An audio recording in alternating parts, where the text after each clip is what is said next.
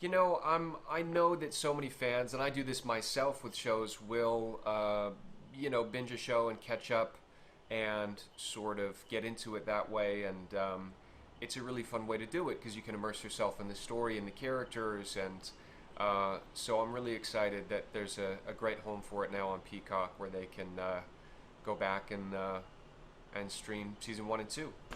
Well, it's a really fun show and it's a really honest show. David and the writers really try to reflect healthcare and people accurately and discuss issues that are pertinent in all of our lives. And of course, with a bit of humor or a bit of drama, but they try to tell stories that are really happening. And I think now, when we're in the midst of a sort of global healthcare emergency, I just think it makes the show all the more relevant.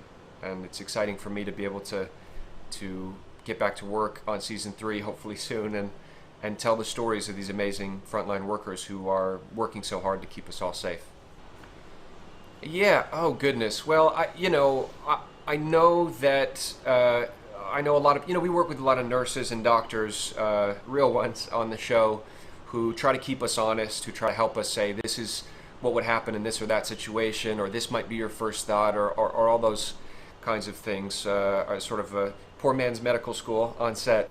Talking to them, I know how incredibly difficult this has been for them, and how tirelessly they have worked, especially really in the throes of it when it started. Not that we're totally out of the woods, but just that when it first hit, it was, I know, so demanding, so taxing on these folks, and so yeah, I think that is a story that is worth telling, that is filled with ups and downs and a lot of heart and a lot of struggle, and I think that's a story that we can all relate to right now, and would want to see reflected on a show.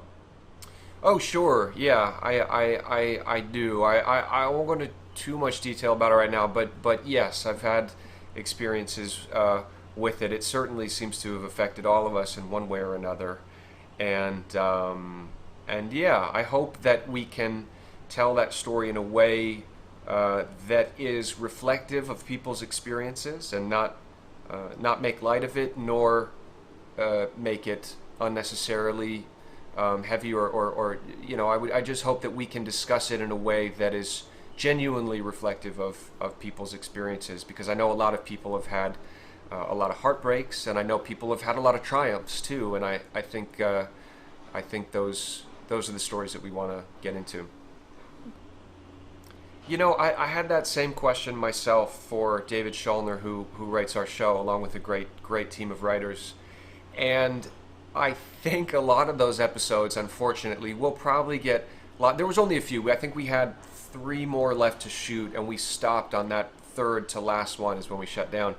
I think some of those storylines will spill into season 3. Some of it will get lost. There's a whole episode that we didn't air because it was about a flu epidemic that came up, and the episode was very effective. They did a good job. Nick Gomez directed it, and it felt very real, and it was a little scary, and they didn't want to air it at the time to further scare people when we needed information and to rally together instead of being, afraid. So pulled that, but that may air in the future, and I know that David plans to tackle this pandemic that we're all living through on the show.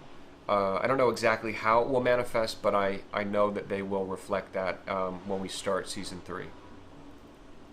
I don't think it will be all about the pandemic. Because one thing that's interesting is, it's sad that this has become so political. So I don't mean to sound political in any way, but Yeah. This pandemic is so complicated for so many reasons, because in an effort to fight coronavirus and quarantine, there are other health issues that arise, like people dying at home because they feel like they can't go to the hospital, or like depression, anxiety, and things like that going up. Obviously, poverty, homelessness, which in turn affects health. So it's a very complicated issue. So I don't think that it will solely focus on the pandemic, but I do think Again, not to speak for David and the writers, but I do think it will begin there and then I think grow beyond that and sort of get into more sort of the ramifications of this and the residual effects of Right. dealing with this pandemic, and of course on a personal level, because at the end of the day we want to watch for these characters and see how it's affecting their lives. So I haven't gotten the Exactly. first script, and I'm very excited to see for myself.